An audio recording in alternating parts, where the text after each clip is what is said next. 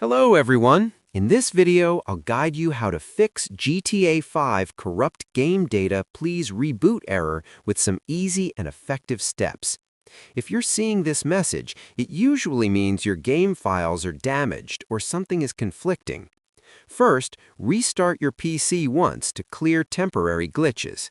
Then, open your launcher like Steam, Epic Games, or Rockstar Launcher and verify the game files to repair any corrupted data. Next, go to your Documents folder, open the GTA 5 folder, and delete the settings.xml file so the game can create a fresh one. After that, disable any mods if you're using them because outdated or broken mods often cause this issue. Also, turn off your antivirus temporarily or add the game folder to exclusions so it doesn't block important files. Now, make sure your Windows and graphics drivers are fully updated. Finally, run the game as administrator and launch it again, and the error should be fixed. Subscribe the channel for more videos.